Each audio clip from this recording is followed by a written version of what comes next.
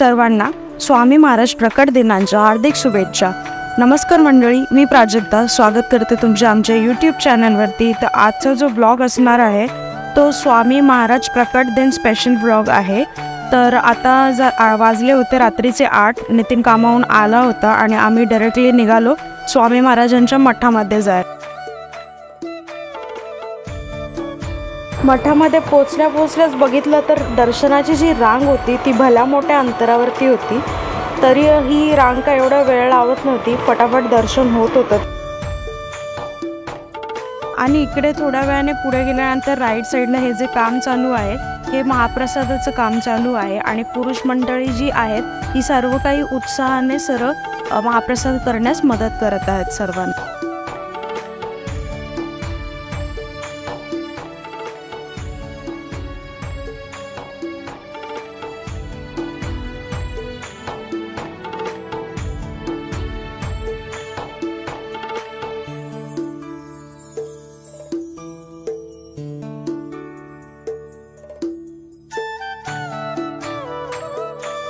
बाहेर भली मोठी रांग असून सुद्धा आमचं 10 ते 15 मिनिटांमध्येच दर्शन घडलं। आणि इथे तुम्ही बघू शकता हा मंदिराचा परिसर जो आहे किती गजबजला, किती सुंदर वाटतं आणि इतक्या सुंदर रीती सजवलाय की तुम्हाला काय सांगू।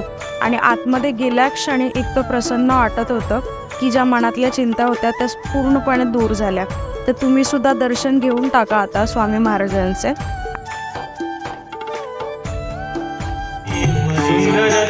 ध्यान उभे विटे वरी अंतराळी ध्यान उभे विटे सुंदरते ध्यान उभे विटे वरी वरकटावरी ठेवोनिया वरकटावरी ठेवोनिया वरकटावरी ठेवोनी तुळशी हार गळा कासे पितांबर हार गळा कासे पितांबर हार गळा कासे पितांबर तुळशी हार गळा कासे पितांबर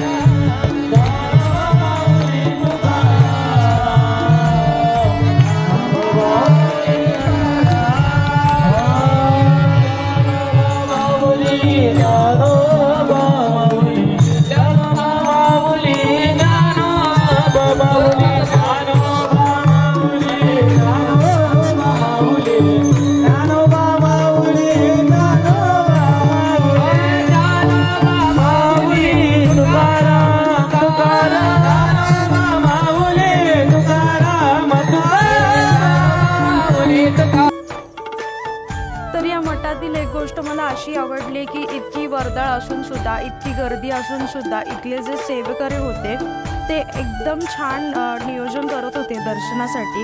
आणि असं कोणतंही कार्य किंवा कोणताही अपशब्द वापरत नव्हते भाविकांसाठी जेणेकरून त्यांची मनं दुखावली जातील। तर मला ती इथली गोष्ट खूप आवडली। आलेले प्रत्येक भाविकाचं दर्शन मनापूर्वक व्हावे आणि कोणालाही त्रास होऊ नये म्हणून ह्याची पूर्ण त्यांनी खात्री खूप चांगल्या रीती पार पाडली होती। यासाठी मी त्यांचं मनापासून अभिनंदन करेन आणि धन्यवाद सुद्धा मानेन।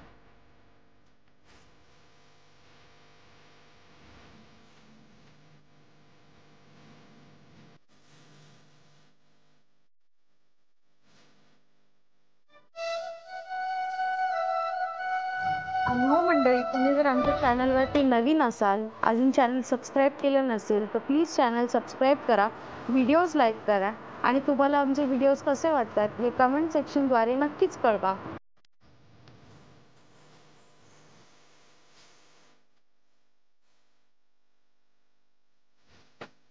ते बघता आमचं दर्शन झालं, खूप छान वाटलं आणि एकदम प्रसन्न वाटलं। तर सर्वांवरती असंच लक्ष असू देत हीच स्वामीचरणी विनंती असेल आमची।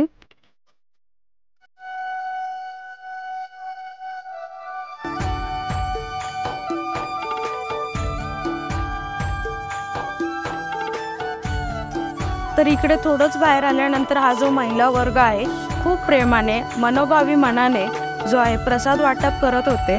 आणि सकाळपासून एवढे थकले असून सुद्धा प्रत्येकाच्या मुखावरती हास्य आणि मुखामध्ये श्री स्वामी समर्थ नावाच्या जपाने हे प्रत्येकांना प्रसाद प्रेमाने देत होते।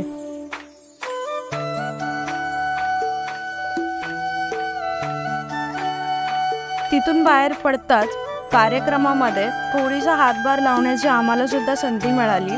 सो टाईम वेस्ट न करता आम्ही ती संधी साधून घेतली आणि आमचं थोडंसं योगदान सुद्धा. आणि इकडे राईट साईडलाच महाप्रसाद घेण्याची खूप उत्तम सोय केली होती आणि तुम्ही बघू शकाल इकडे किती माणसं जेवत आहेत आणि लाभ घेत आहेत महाप्रसादाचा.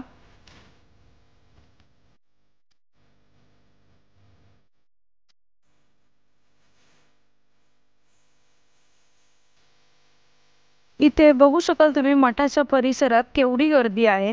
एवढी गर्दी असून सुद्धा प्रत्येकाच्या चेहऱ्यावरचा जो आनंद दिसत होता तो काही वेगळाच होता.